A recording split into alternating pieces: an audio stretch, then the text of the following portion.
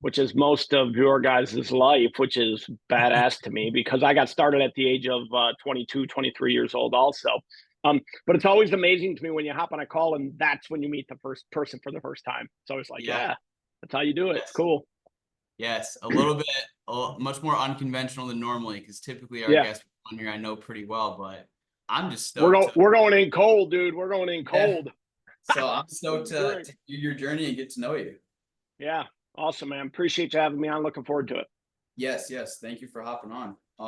First of all, for everyone on this call, because not only myself, but I don't think many people on this call know who you are. So if you could give us a journey, because I mean, I know you said you've been doing insurance for 20 years. So give us the 2-minute synopsis of it, or Yeah. longer, if it's a good story. No. So I found the insurance industry, maybe like a lot of people, on accident. I'm going to college. I'm halfway through my junior year. I got to make a resume, put it online. I do that for a business class to get my MBA and whatnot. And I get a phone call from an insurance company. And I'm sitting in the room just trying to figure out what to do here. And the guy's talking about unlimited earning potential. There's no seniority here. You eat what you kill. Hard work beats talent when talent doesn't work. All these cliche things that now we've heard a million times. And I'm like, there might be something to this. So I got started with a Medicare company originally.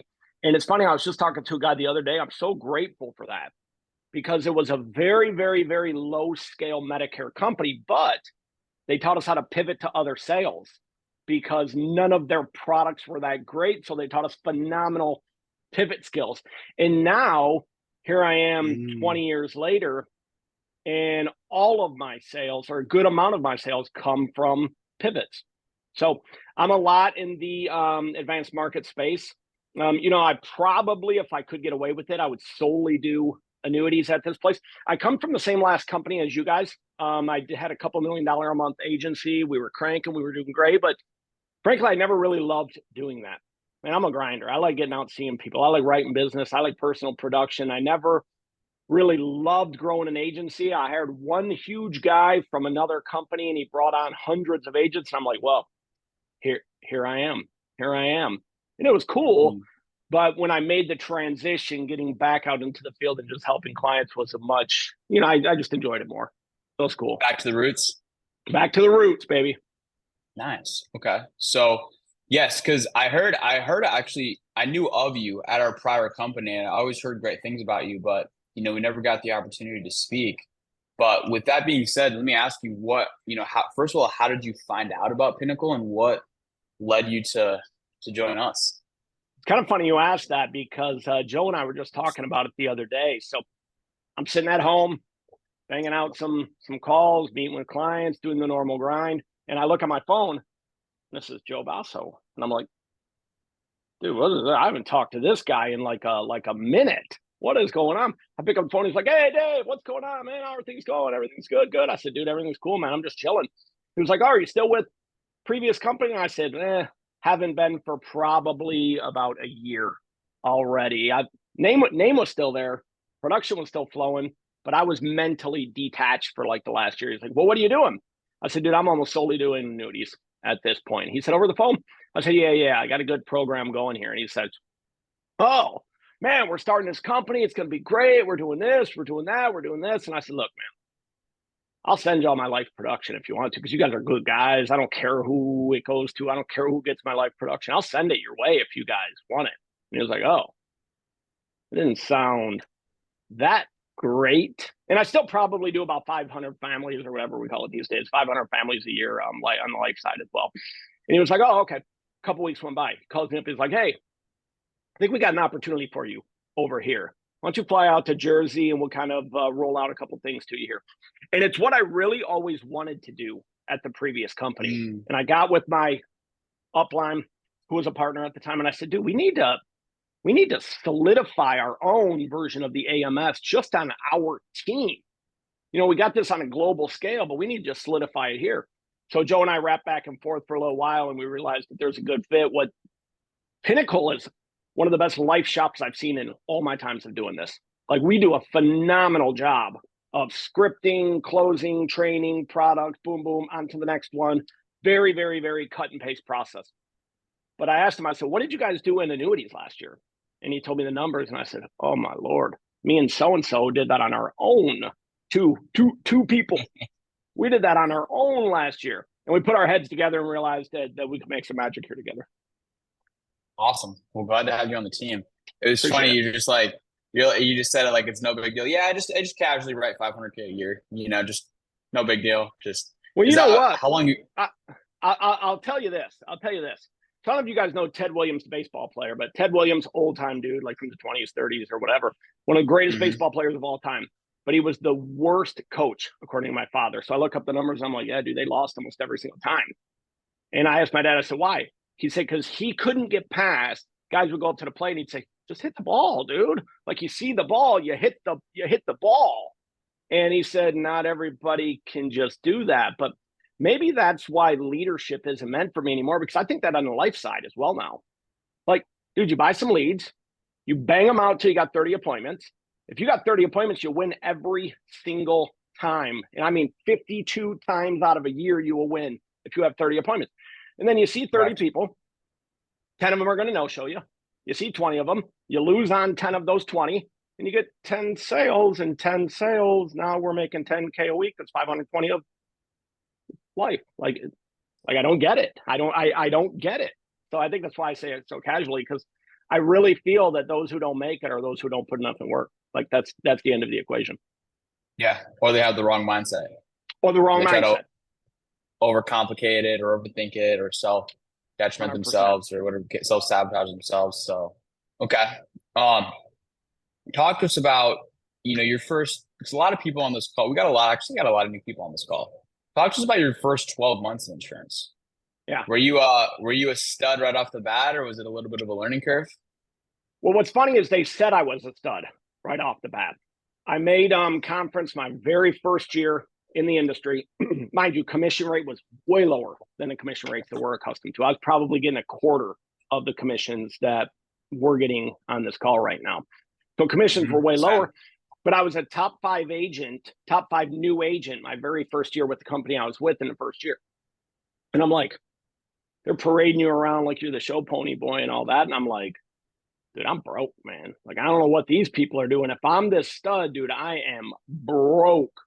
Because I think the highs and the lows of this industry run a lot of people out in the first year. You get a big fat check, and then you get a chargeback, and then you get a couple no-shows, and that money is gone by then. So now we're the guy boxer in the corner trying to find our way out of this, and the highs and the lows is probably what the most challenging part was for me. So people ask a lot of times, like, how many times did you quit in your first year?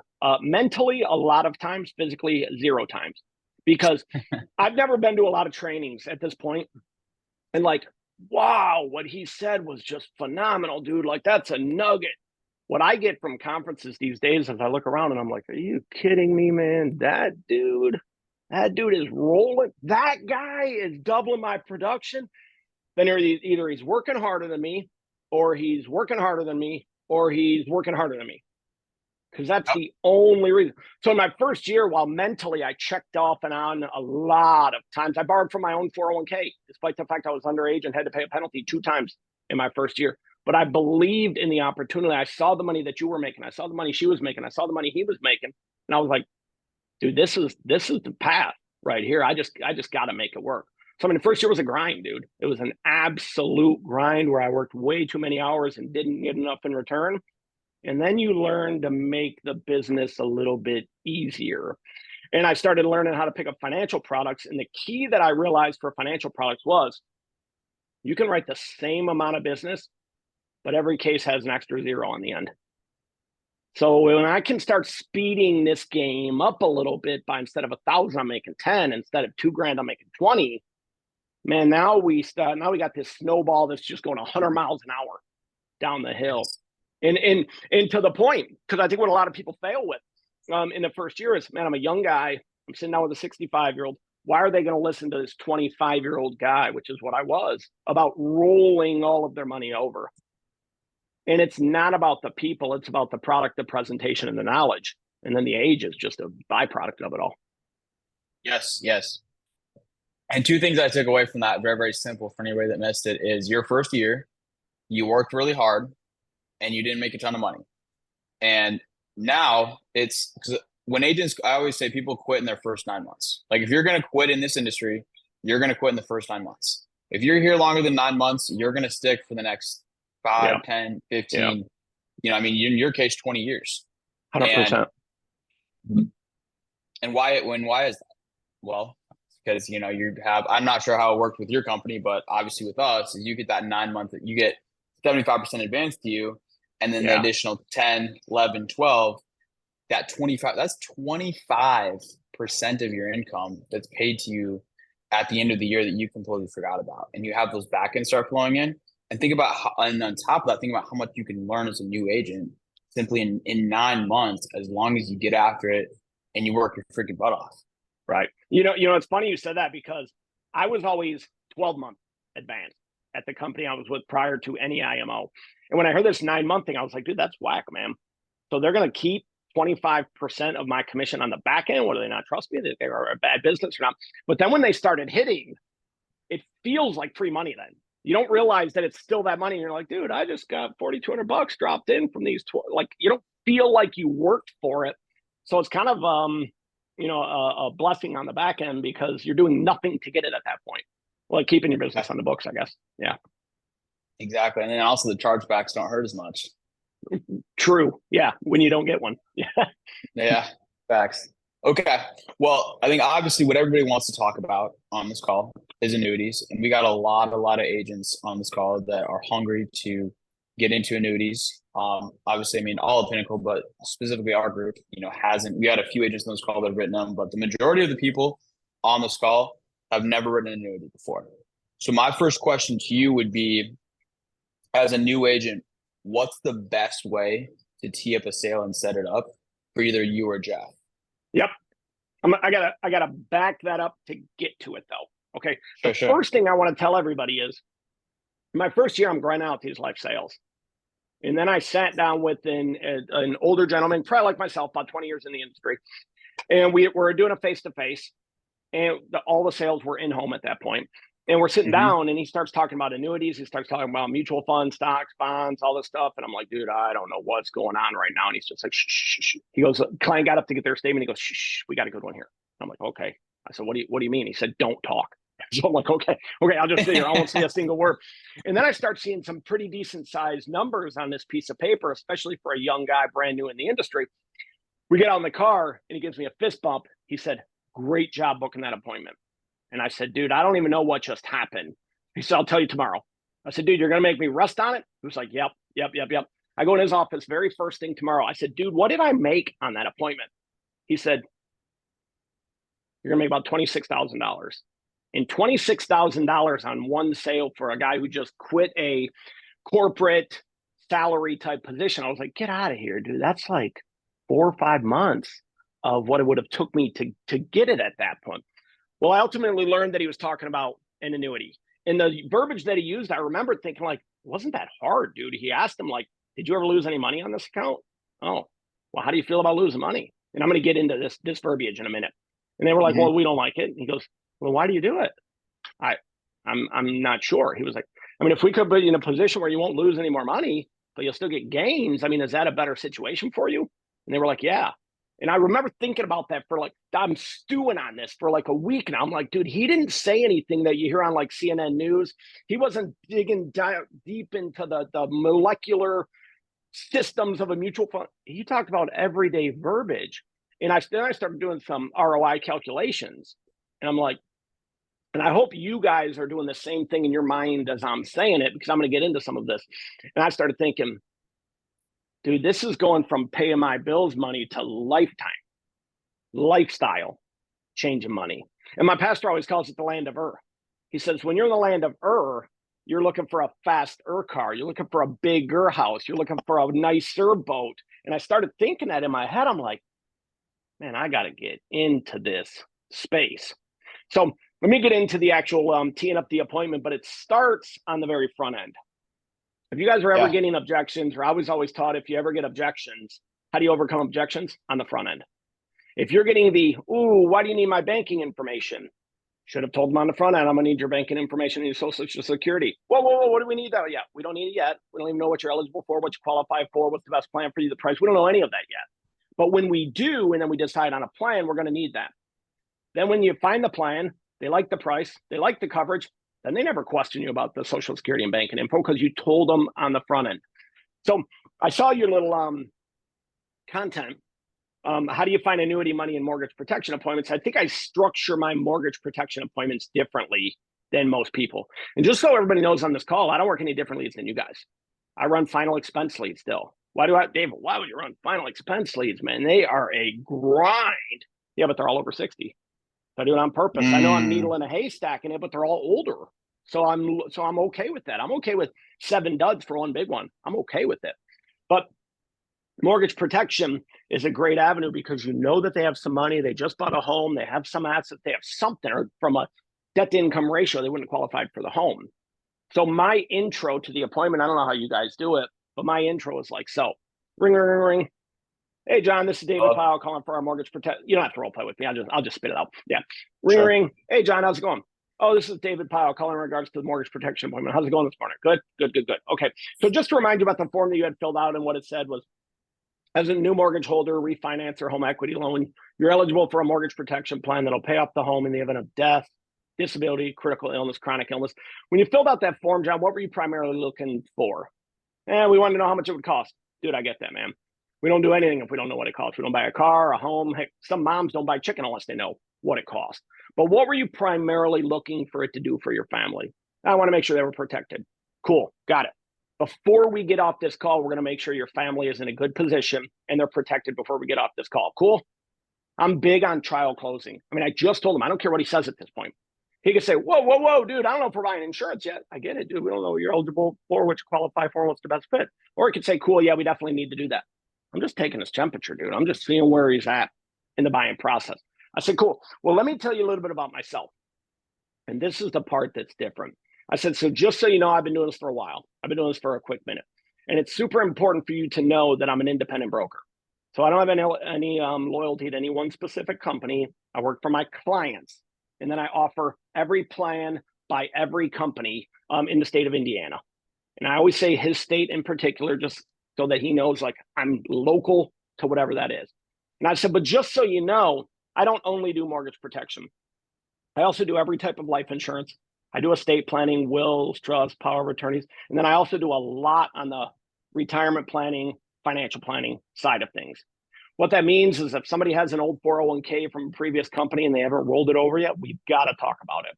Whether you got money in the market and you've been losing and you're wondering why you're losing and why you're paying these fees, and I got this financial advisor and I haven't talked to him in a minute, or I just don't even know what I have, I do a lot of that planning with clients. So I'm definitely going to be asking some questions, not just on the mortgage, but also on your other insurance, income, and financial products. Fair enough? And when they say fair enough, dude, I never, they wouldn't talk to me about this. They wouldn't give me, I never get it because I did it on the front end. So the first thing is, David, how do we get good at teeing these up? You got to let people know that you do it. So I was on another team's call recently, and I said, show of hands, let's all be honest here. Most of us are God-fearing men and women. Let's all be real here. We don't grow unless we open up ourselves to others. How many people get off a call and they never know you do anything besides mortgage protection? Jonah, the answer was like 80% of people. And I said, dude, that's almost like thinking, man, I'm trying to get a date, sick of being single. I want to get out in the market. I want to take a lady out, dude, and you don't tell anybody that you're available and single. How much are you going to get? Nothing. The same thing. You have to introduce it. And then I'm going to go a step further on that because the sale is made for me in the financial inventory. I do the income piece a little bit differently. I call it the income loss. You guys know, you ask, what do you get in the way of Social Security? What do you get in the way of Social Security? What do you get in pension? What do you get in pension? Now, John, you're a little bit older and you got a couple more health challenges. If you were to pass away first, does she get all your pension, half your pension, or none of your pension? I'm not sure if she gets half of it, dude. She gets half. So the income right now is $7,000 a month. Now, are you guys living fat off of that? Are you guys barely getting by? Are you guys tight? Yeah, we're doing okay. No, I get that you're doing okay.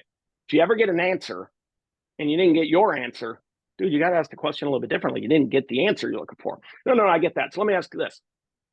If you don't get your Social Security next month, if you don't get one of your pension checks, are you guys going to be fine? No big deal. We definitely need our Social Security and pension. Got it. So we're living month to month, paycheck to paycheck. So we've got to make sure when the income goes from 7 down to 3, Carol's taken care of. Fair enough. Also, if we have financial products in the market, we've got to make sure they're protected. We can't take a loss of income and a stock market loss as well. Does that make sense? And they say, yeah. So it's the second time I've hit on it, Jonah, and I don't even know if they have any money or not. I don't even know if they have any money. Now, mind you, I should have said this on the front end. I go through this whole process if they're 59 and over. That's a key number, 59 and a half or over. 59 and a half and younger, for those who don't know, means if they take money out of retirement accounts, they get penalized twice in most cases, 20%. 59 and a half or over, they can roll a 401k even over most times from a current employer. So if they're 59 or over, I'm going through this whole process.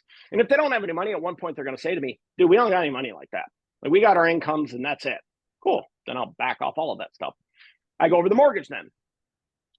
They go over their mortgage and they say, hey, what's the value of the home? 300 grand. What do you owe? 150 grand. Okay, cool. So you got $150,000 of equity. Now, what are you paying per month on the home? $2,100 a month. Oof. I'm concerned now. Now I got a pretty good sized concern, Jonah. So you're going to be paying $2,100 a month, and John, if you pass first, the income's $3,000. Dude, that's 70% of the income. 70% of the income is the home alone. Dude, we've got to get some kind of protection put in place for the mortgage, but also we've got to make sure vehicles are protected from stock market loss. Does that make sense? Now we get into the golden question, which I don't really say, what do you have that acts like life insurance or any really golden question that we've ever heard before? I just say, Jonah, if I'm passing away, what do you have that your spouse is going to get quickly? Oh, you mean like my 401k, IRA, mutual funds, stocks, bonds, CDs, big savings account, anything like that. Now, this is where, if you guys go on Discord, I think it's called Discord, in the advanced market tabs, there's a financial inventory just for retirement products that I made. If they have this, ask these 3-4 questions. If they have this, what are these 3-4 questions? If they have this, what are these 3-4 questions? Now, you guys don't necessarily have to go through all of that to tee it up, but it's the hot buttons.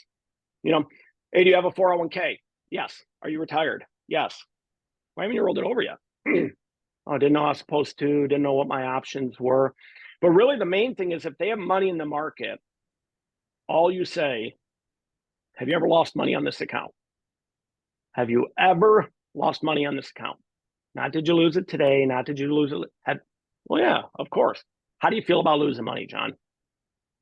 Well, I don't like it. Okay. Now, do you pay fees on that account? Okay.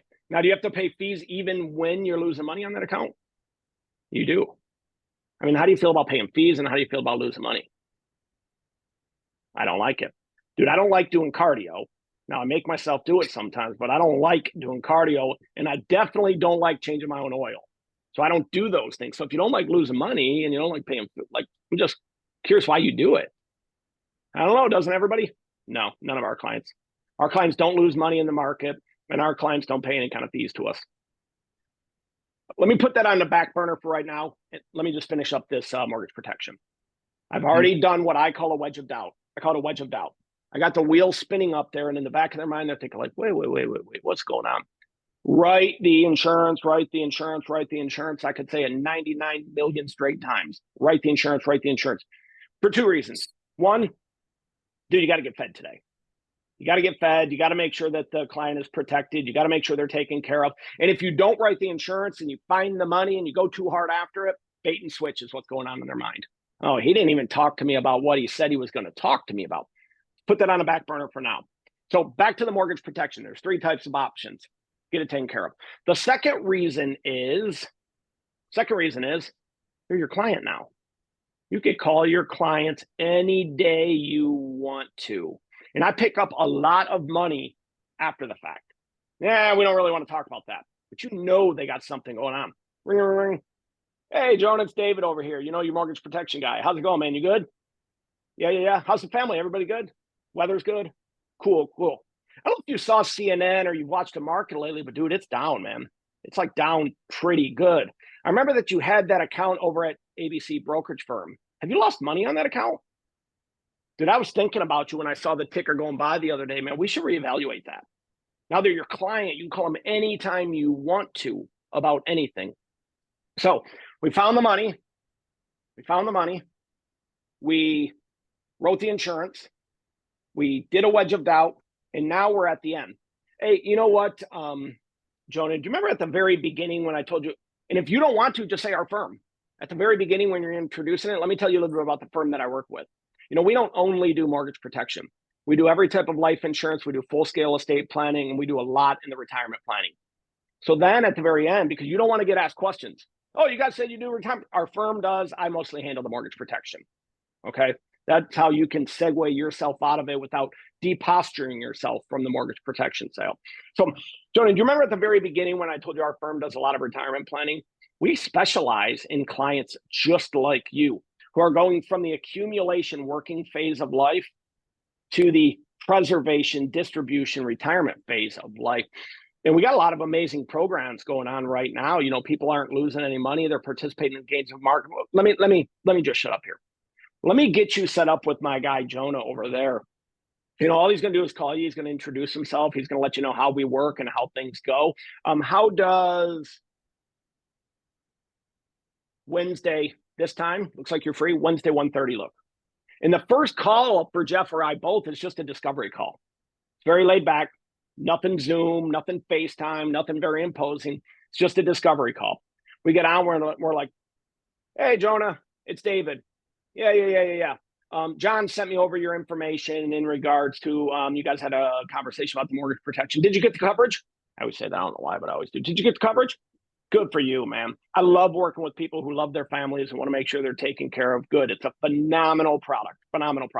I think it also kind of backs you guys a little bit when I do that. Like, oh, cool. Because I was wondering if this was good or not. And now this guy said it was. Well, Jonah had mentioned that you got some money set aside in the market over with such and such company. How's that been doing for you? It's just a very, very, very casual conversation. But I do drop a couple things in, kind of like what I just said. And I said, I'll tell you what, this is just a 10, 15-minute conversation. Let's do this. Let's schedule a Zoom just so I can show you exactly how our firm works. There are 6 client characteristics that are important to our clients. The first one is safety. You know, we want to make sure that our clients' money is safe, insulated, protected from the market. Is safety important to you? Yeah. Access to the money. We want to make sure that our clients have access to the money. They didn't save it for all these years, stashed away to where they can't ever touch it.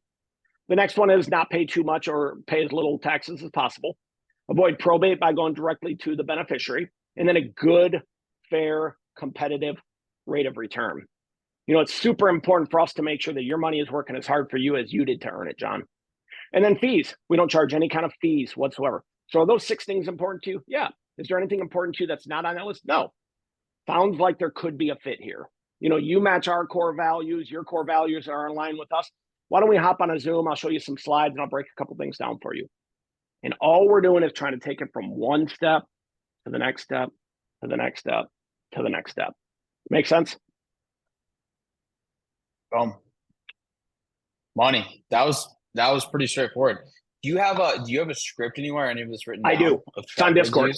Yep. It's on Discord. It's all on Discord. We dropped it on there a couple weeks ago. Perfect. Okay. And just very, very, very simple, you know, and just very, very simple. Toss it to you and Jeff. You guys do a very non-pressure, you know, call, 10-minute call with clients, discovery call, just to simply see if it's a good fit. Let me ask you this, Jeff, because it sounds like, Dave, you basically write $500,000 a year. You stumble over $500,000 in life insurance, mainly looking for annuities. Is that correct? Facts. 100% facts. So just so you guys can see the power of staying consistent in this business and getting into advanced market stuff.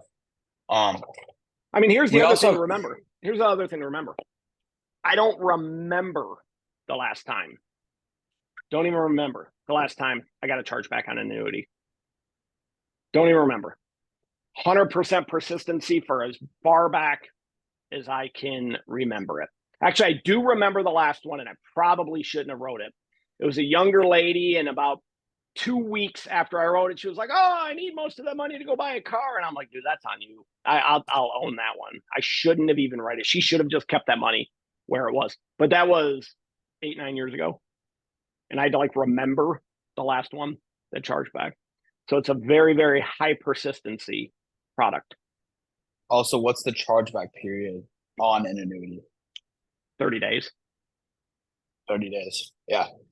So, Not a long window at all. and I'll explain why. If after 2 years they decide they don't want it, there's a surrender scale, just like an IUL. There's a surrender scale, and they'll lose a certain portion of it. But we're cut out of that. We're cut out of that equation. It ain't got nothing to do with us. Solid. So, Solid. We also have a pretty good amount of guys on this call that are writing 30, 40K a month. So let me ask you this, Dave. You know, for the guys that are writing a good amount of life insurance, putting up some premium in that 30, 40K a month range, how many annuities should they be selling per month as well? Would be a good goal to shoot for? so what's kind of funny is it's a hard thing to track because mortgage protection, we're calling a lead. We know they just bought a home. There's real data backed behind that phone call. Final expense, you know they're going to die. You know they're going to need some insurance. You know they need something to take care of the funeral and all that. So it's very trackable. Annuities are tough to track. But what I can tell you is that if I sit down with 30 people over the age of 60, over the age of 59, 60, 30 people, 10, 15 might have some money that we could set aside. 7 of them become real appointments, and we write 3 of them. So 10%. 10% we could legit write. So the numbers are a lot smaller because you don't know who's going to have it. And a lot of times I tell people, you know, if you want to get into the annuity game, dude, you've got to be committed and you got to be consistent because you do not know what's going to be in there when you call it. So I've talked to a lot of people. Oh, well, if they have a huge mortgage, that should be a good indicator. No. I know a lot of people who have a $1.5 million house with debt up to their eyeballs and have zero money set aside and can't afford a $75 a month plan. And then you get the ones every now and then, you guys know what I'm talking about. You get the one like home equity loan, $7,000. Oh God, I paid $70 for this. Like, what the heck? Oh, they took that out for this reason. They got about $9,000 a month coming in, so they don't really want the insurance. But you find out they got some money set aside and they're sitting on $500,000 just sitting in a CD or something. So it's hard to say if I have this many, I should get this many. But one a week, I would say would be a good starting goal with people. One legit opportunity a week. Because then you're going to realize, dude, I got one in the first day. Okay, 3 a week. Let's go for 3 a week. But you don't know how many you're going to get until you really start getting into it and hunting and pecking and looking and searching. If that makes sense. I don't know if that makes sense. Yeah, no, that makes sense. So what you're saying is agents should make their goal as to one annuity presentation a week. One annuity presentation a week. Because what's going to happen is, you know, same thing. You tell a new agent, like, what are your expectations? All right. 3K a week. We know we don't want them doing 3K a week. We know 3K a week is not what is ultimately going to get there. We just want a small goal, knowing that we're going to, and then they do 3K in the first day. You're like, okay, we're changing your goal. Dude, we're going to 7K. We're going to 7K a week. And it's the same thing with annuities. I'd say just find one. Because what you're going to do is you're going to find one and you're going to say, man, that was a lot easier than I thought it was going to be. They didn't ask a ton of questions. They didn't need a bunch of knowledge. That was okay. And then you're going to start doing it on every single phone call. I mean, I have some people, maybe this will be a better answer. I have some people that are sending me 5, 7 appointments a week. Some are good. Some are okay. Some are turds. But they're really, really locked into this. And some of these people are starting to get paid, man. Like they're starting to get paid and they're starting to really help people protect their assets. That's huge. That's huge. And just out of curiosity, how many annuities have you sold to somebody that's been living in a trailer park? Oh, or just you know what's like, funny? I'll bore you guys. I don't know how much time we got, but I'll bore you guys with this story. So I'm doing a ride no, along please with the do. guy. Please do. We love stories. I'm doing a ride along with the guy, and we're going through. You guys ever know? I don't know if you guys, most of you guys probably haven't done in home, but I swear to God, when you do in home, you're driving by, you're like, man, big houses, cool, cool, cool, big houses, nice neighborhoods. Are you kidding me? That's the house that we got on this block, dude. Like they were all, and that has to be my appointment. So I had one of those, and it was like a 5 p.m. appointment. And I'm like, all right, if I wasn't field training another agent, dude, I probably would have drove right on past. But I'm like, Mitch needs the exposure. We'll hop in here. We go in, coolest dude I've ever met. His name was Clarence. We go walking in, and I'm like, dude, this house is beat down, man. This is a rough spot. We sit down. There's like he's like picking jelly off the kitchen table a little bit and that kind of stuff. Like he was just laid back, chill kind of guy. And I'm like, all right. He starts going through the thing. He gets into asking about the income, and he's like, no, I make good income. Single, got my one daughter. She lives across the street. That's funny. She lives across the street. She's cool. Yeah, I'm never married or nothing like that. I make about $250 a year. I'm like, oh, okay, cool. That's good. What are you doing with that money? I don't know, man. My bills are super low. My bills are like $2,000 a month. And I'm like, oh, okay. He's like, yeah, I'm actually getting ready to sell this home. And I said, why? What are you getting ready to do? He said, no. I got another place out past Jackson. I'll show you some pictures. Dude, like a 5,000 square foot log cabin that he had built. And I'm like, Clarence, why are you living here? He was like, and he had like a Sanford and Son beat up looking truck in the driveway. I said, Clarence, why are you living here? He said, I don't know. It was my parents' home. They passed away. I'm putting in 70 hours a week at Ford Motor Company. I thought, I don't have a wife. Why not just live in their home? So I never had a mortgage my whole entire life. And I said, why do you drive that truck? He said, oh, because I own about 15 junkyards. And I said, get out of here. And he's like, yeah. Start showing me a bunch of pictures and all that. He said, wait, did you guys say you do retirement planning? And I said, yeah. He's like, you know what? I've been looking for somebody like that. I've just been putting all my money, checking account, savings account. They always ask me, do I want to put them in a CD? I don't like CDs. They don't pay very much interest. I just been putting this money aside.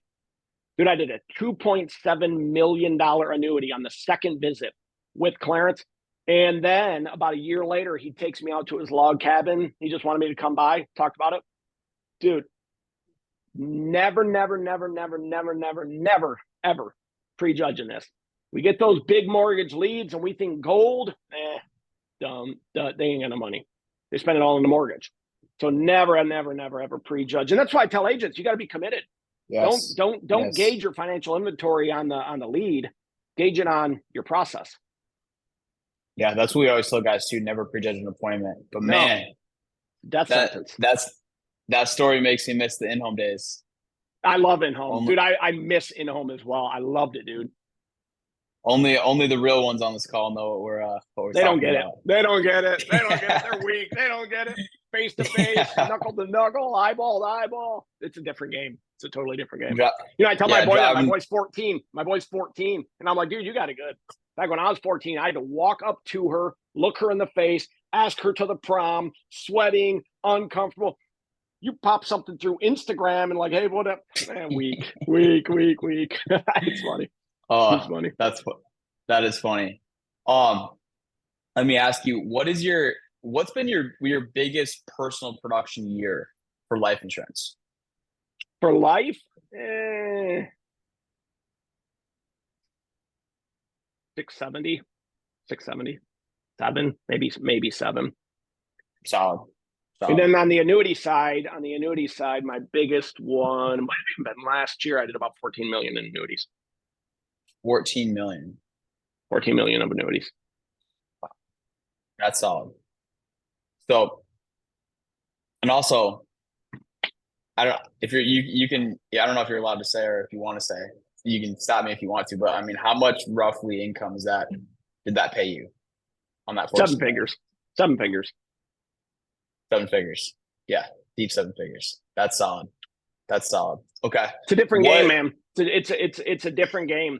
And the only thing that's holding people back is nerves and uncomfortableness and fear and asking a couple other questions and wanting to not deposture their mortgage protection. And you know what? I stack these things on the every half hour so I can bang out as much. So I don't have time to ask these other questions.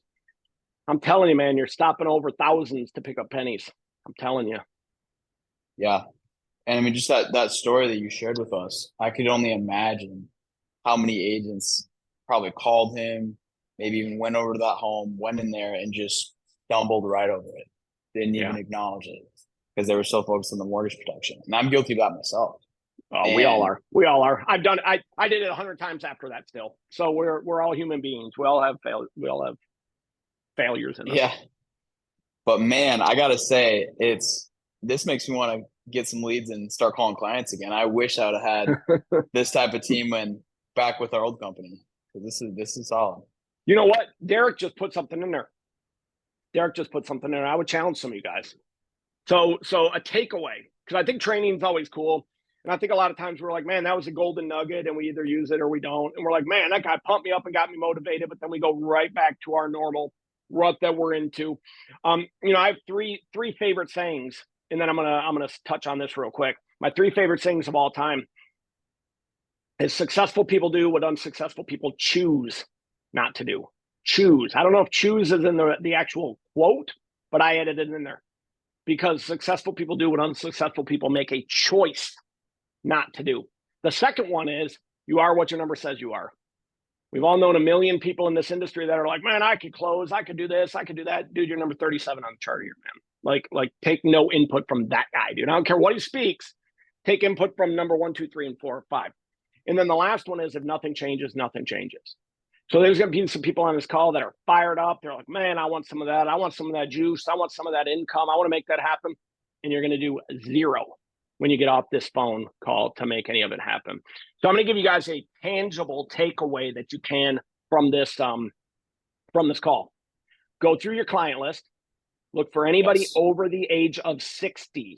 It's a simple phone call. Ring, ring, ring, ring. Hey, John, David over here, your mortgage protection guy. How are you? Oh, yeah, good. Family's cool. Hey, what we do every now and then is we just spot check some information. They have us doing an audit on all of our policies here. And I just wanted to go through, make sure your beneficiary is correct on your policy here.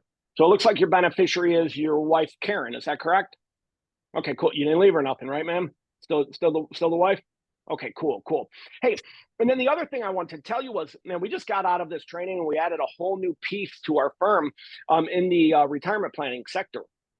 And I guess a lot of people have some skepticism about the market. There's a couple of indicators that show that it could have a pretty good size correction. We got an election coming up here in the next couple months, and dude, who knows what's going to go on with the market when that shakes down. So, we're just doing some free audits with some of our clients where we just sit down and take a look at what you have, see what kind of opportunities you have in regards to that. We have programs where our clients aren't losing a single penny in the market, and yet still participating in the gains. Why don't I get you set up with one of our senior financial reps and we can do a little discovery call? Make sense? And just start with your clients. And I just made a script off the top of my head, so I don't know if it was good, bad, or indifferent. But just reach out to your clients, let them know you're doing an audit. You just want to verify their beneficiary information. We added a piece to our firm. I thought of you when they added this. I think you'd be a great fit to at least hear what's going on. Why don't we get you set up with one of our senior financial analysts who can just share a couple ideas with you? Sound good? Simple as that. Simple.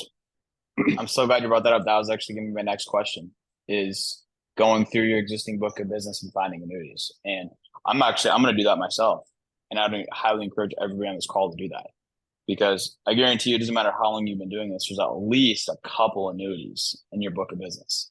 You could start it last month, and you could probably find two. There's at least one. I promise you that. There's at least one. Yeah. So that's huge. Well, and then in addition to that, and also this has been gold. I'm going to go back and re-listen to this team call, but any other tips for the new agents on this call that are looking to get into annuities and have more successful conversions? Yeah, I would say just ask a couple extra questions. Just a couple extra questions. See, we let them know that we offer these services. We kind of find the need in the money, but where it really I try to get people to understand this. People will send over calls to us. They're like, hey, he's got 175 grand in mutual funds. And then we get on the phone call and he's like, yeah, I told her I had mutual funds, but I'm not interested. I don't have, there's no hot button there whatsoever. There's no pain point. There's no need or whatever. So it's kind of like trying to run a mortgage protection appointment without saying, Jonah, if you were to pass away tomorrow, what happens with the home in regards to your wife and kids staying in it? I mean, that's what makes a mortgage protection sale. Oh, did I hit my camera on accident? I did. Okay. That's what makes a mortgage protection sale is when he's like, oh yeah, what do you mean? I mean, would she be able to stay in the home? Your income's gone. You don't got barely any life insurance.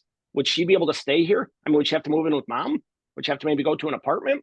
Like those are the things that make a mortgage protection sale. Not, let me tell you about the living benefits. Man, if you have a chronic illness, bro, I'm 38 years old. I'm not going to have a chronic illness, dude. Like I'm good. Yes. Like I'm not going to have, it's the additional questions.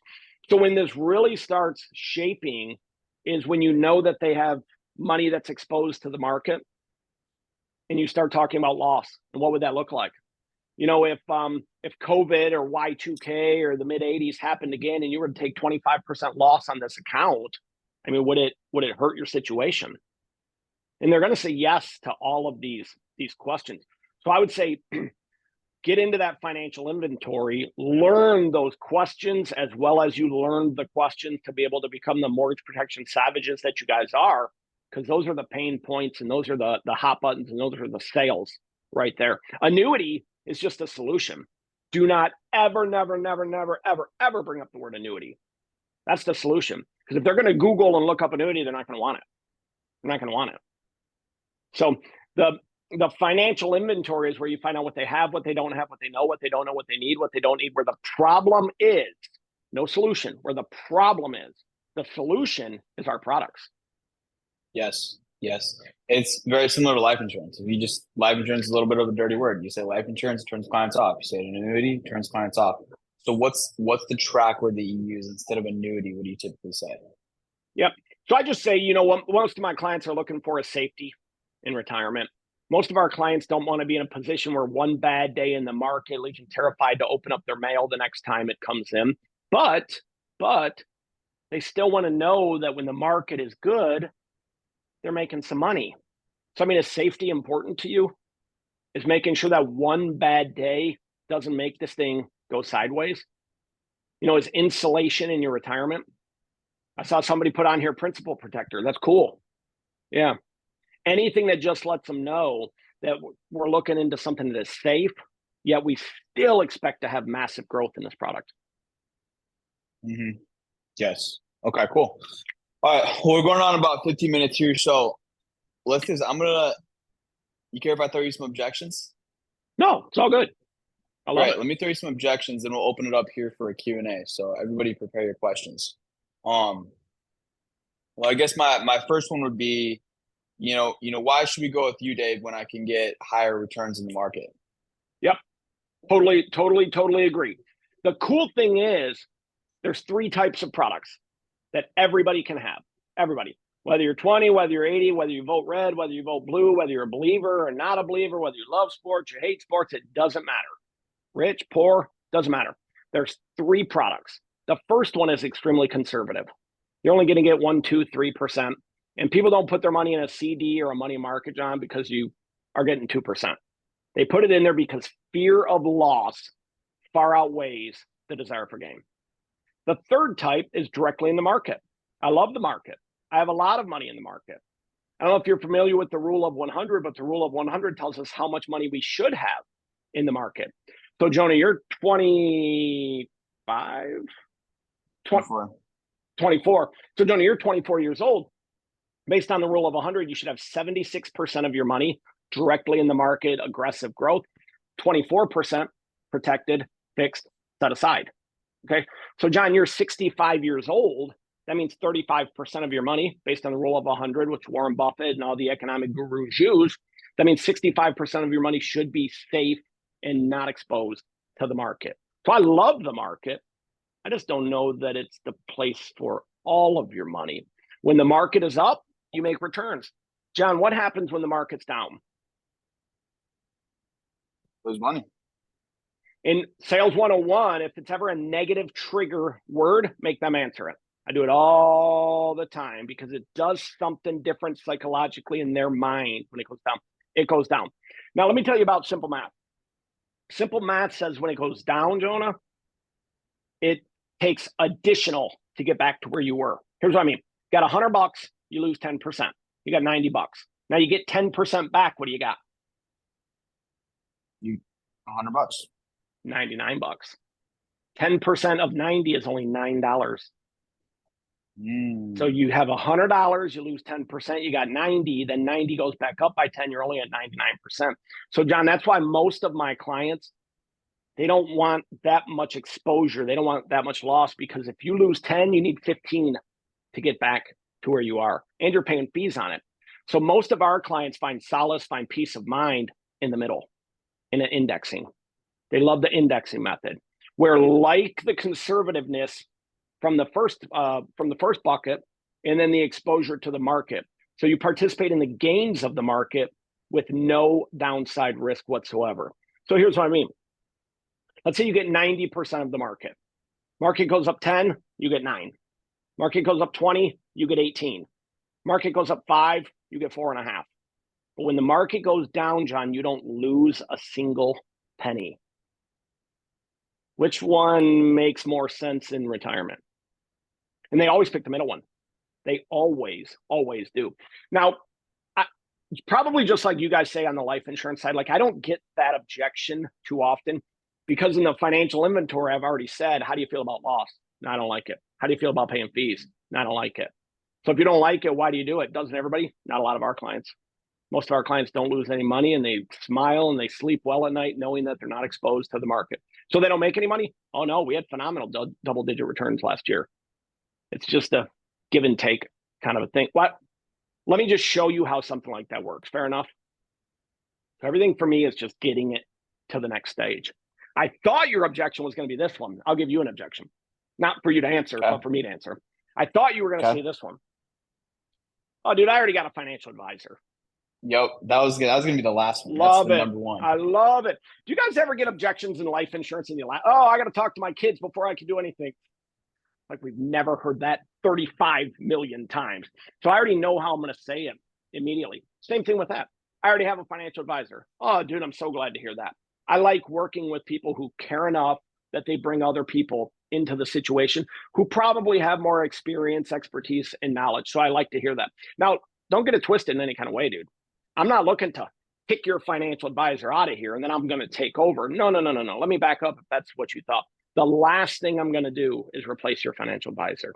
And I like the little trickery in words right there. The last thing I'm going to do is replace your financial advisor. But let me ask you this.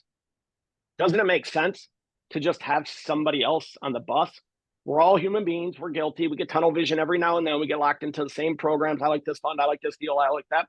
So all I'm looking for is a spot on the bus to ride through the retirement journey with you. Maybe share a couple ideas. Does it hurt to hear a couple ideas? You know what? We haven't talked to him in about 2 years, honey.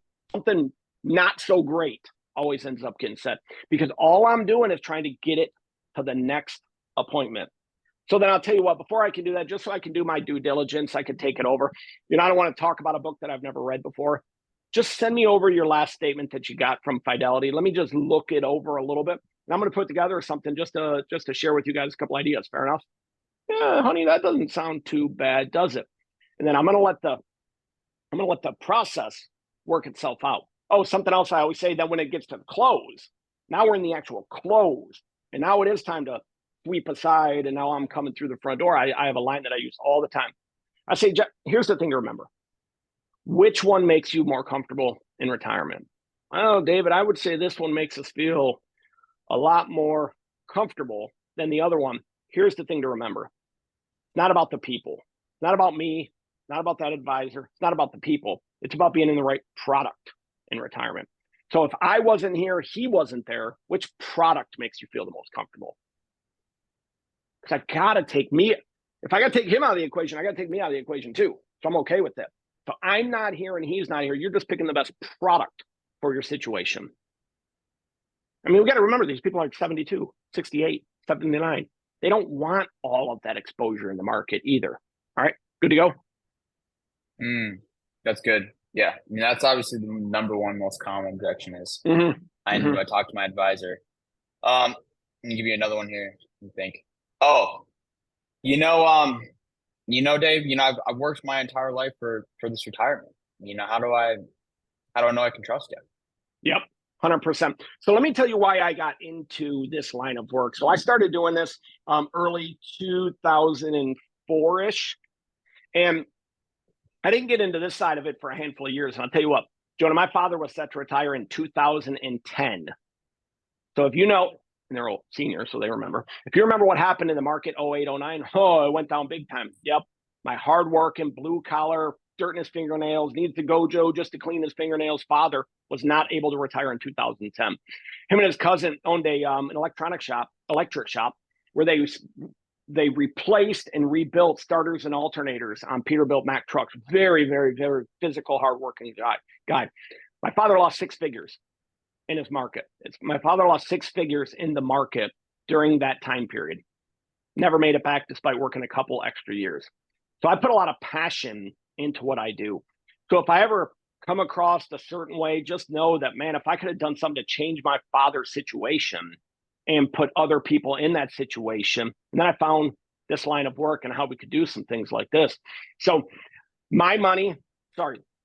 your money and my situation are both just as important to me. So I want to make sure that your money is working just as hard for you did as you did to earn it, but you make sure it's protected from one bad day in the market. Does that make sense? Um, let me So I try to let me share a let me personal read. story to get empathy. Empathy is where you put yourself in their shoes, feel what they feel. I can feel the passion come out of you when you answer that. I love it. Dave, I just need to do my research. Can you email me some information? I just need to do my research into these products, and before I look at making a decision. Yep, yep. So we definitely get that objection. If I'm going to send some information, I always will. This is a different type of an animal. You can get somebody to pay $200 a month for some insurance, but getting somebody roll over $700,000 that it took them 40 years to accumulate, it's a different beast. And Jeff and I talk about this all the time. Rarely ever a one call close. 70% of the time, it's not a second call close. 50% of the time, 30, 40% of the time, it's a third call close. So there's times that you got to wine and dine and go the extra measure. So if I'm going to send somebody something, it's always a hard date on my calendar as well. Joni, you know what? I completely understand this. This is a big decision. I know it's not anything that you just want to jump in bed with immediately. So I'll tell you what I'm going to do. I'm going to send you over a couple brochures, vague. I'm going to send you over a couple brochures. It's going to reiterate a lot of what I'm showing you. In fact, I've already showed it to them on my computer a bunch of times too. And then I'll tell you what, read through it a little bit. I understand you want to do your research, and let's get back together Tuesday at 10 a.m. Fair enough? And it's not just I don't want to say the thumping, but it's not just nope, they only have me on this call today. I'm not going to be able to call you back tomorrow. My time period is done on July 14th. Like, it's a different animal. You gotta smooth it a little bit. It's a different beast. Can't strong arm it like a mortgage. You're not strong arming. No, you're not strong arming this deal. No, and nor do you want to either. You know what I mean? Nor do you want to. Exactly. Okay. One last objection for you. And this is more so for the agents on this call than you specifically, but to allow them to tee it up to you, me say, I don't know if I want to get a statement. I don't know if I want to show you that. Yep. You guys are not getting the statement. Yep. We don't want you guys doing anything except booking the appointment. So your call. Oh, okay. So no, you're not doing anything. Nope. We'll get that on our. Do Perfect. I have some agents that get statements? Sure. Because they know how to, and if I were honest, they want a different cup. Again, there's more politics to it a little bit too. But all I want you guys to do you remember at the very beginning when I told you we also do retirement planning?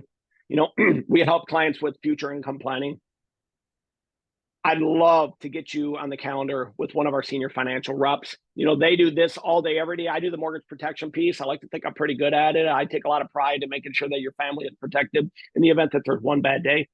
But they got decades of experience in the retirement planning realm. Let me pull up his calendar link right here, and we'll see what's a good time for you to meet with. And then you just book a time with them. Throw it right on my Calendly, throw it on Jeff's Calendly. That's all you're doing. Now, the more info you give us, the better. So if in the little Calendly box you say, Jonah, 62 years old, $175,000 mutual fund at Raymond James. I mean, the more info that you gather, the less cold it is for us going in. So I tell people when they send one that just says like, hey, he's got money in a mutual fund. That's like saying somebody has a house. Okay, cool. I'm going to try to sell some mortgage protection, but I got nothing to go on except that they have a house. So when you do the financial inventory, the more data you can collect, the easier it makes for all of us. But you're not getting a statement. You're not telling them about the products. All you're saying is if we could share with you a couple ideas on how your money is protected, how the principal is protected. You cannot lose any money, but yet still gain in the market. I mean, is it worth talking to David about? That's all you're doing and booking the appointment. We'll take it from there. Money. Yeah. And guys, I just want to say, before we open it up for a couple minutes of questions, and we're going over an hour, I just want to say how blessed we are, because at the prior company, I mean, all I had was a phone number for the advanced market team, because I had clients that were interested in annuity, and it may have made sense. Dude, I called them 4 times, left the messages, sent emails, didn't get a reply. So just like the fact that we have access to Dave, we have access to Jeff is amazing. And I'm just stoked to get further more into the advanced market side of things over the course of these next few years. It's going to elevate everybody's business. So, but with that being said, we'll open it up for questions. Please unmute. Do not be shy. Yeah, I got one for you. So since we're looking at the advanced market and things good for people to understand it, like you are looking for that extra income that they have in retirement. But what I'm saying is that, are you only looking for people that are over 59 and a half? If they're 50 years old, 45 years old with 200K and a 401k, like what is the route for that? Yep. Phenomenal question. Actually, really, really, really good question. So 59 and a half is the age that if somebody is still working at their current company, they can roll that money over unpenalized. Unpenalized. If they're 57 years old and they're still at they're 57 years old, but they're still at their current company and they got 7 figures and they're like, man, I do not want it in my 401k. I want this money moved. I cannot stand it here. They can't do anything. They can't do anything. Now, if it's non-employer related money, they have a personal IRA. They have their personal stocks, bonds, mutual funds. They have money from a former employer.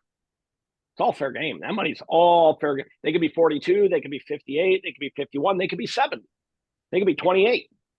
So over 59 and a half is just for employer sponsored money. And I had a girl just this morning and she's texting me. She was like, hey, I got a guy. He's 57 years old. He doesn't like his 401k. He wants to move it. Is he still working there? Yes. Sorry. There's nothing we can do for him. I also have a team that they send me a lot of high-end net worth clients, which I don't know if I like this or not like it for their sake, but they sit down and it's a high-end net worth client, which they consider 200 grand or more. And they send me over those. And I've written a good amount of good sized IULs from them as well. So it doesn't only have to be annuity money. Some of these agents are newer and they don't know anything about IULs and they can't close them and they don't know the right questions and all that. So for one team, I do a lot of those as well. No, that's perfect. Okay. So to recap, basically 59 and a half and older, and younger, if they're employed, you can help them out, but they're not, can't help them out. I'm sorry. Yeah. 59. Yeah, you said it backwards, but I know you understand. There it is. Yeah. I know you understand. Yep, gotcha. Yeah. Okay, cool. Awesome.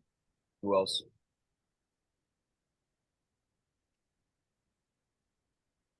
Under the advanced market tab of Discord. So there's a specific tab that just says advanced market. Let me ask you this, for somebody that's I'm 33, say I got 100K, 200K. What would be the route? You would go IUL or would you go to a FIA? Like what's your move there? We talk about this one all the time, like term or whole life, which is the way to go. Well, what do you want the insurance to do for you? Do you want to pay a tiny amount of money and have a lot of insurance knowing there's only a 2% chance it's ever going to pay out? Like I have a ton of term insurance. I don't pay very much for it. It covers a huge bill for my family if something happens. Now I got a lot of IUL and I even have some whole life as well. And I say that answer because it's the same thing on this side. I've put 28-year-olds in annuities before. I've told 28 years old people that there's no way you should put the money in an annuity before. So everything is subjective. Now, my rule of thumb is typically 50, but with the outlook on the market, so wherever it's at right now, you know, if somebody is participating in their 401k, 35 years old, they are participating in their 401k. So that money is directly in the market. But they got 100 grand that they had stashed and saved up in an IRA. Maybe an annuity does make sense for that portion of it. But you can't put IRA money into an IUL. So that's where it wouldn't make a lot of sense. Now, I'll tell you this real quick, and I know I don't care about the time, but you guys might. I tell people about a 2-bucket strategy. Most clients like a 2-bucket strategy, where 1 bucket of money is directly tied to the stock market, taxable. The other bucket of money is not directly tied to the market, but still has the upward growth in the market. And that money is tax-free. The strategy in retirement with both of these buckets is now it's time to distribute the money. And the stock market is up.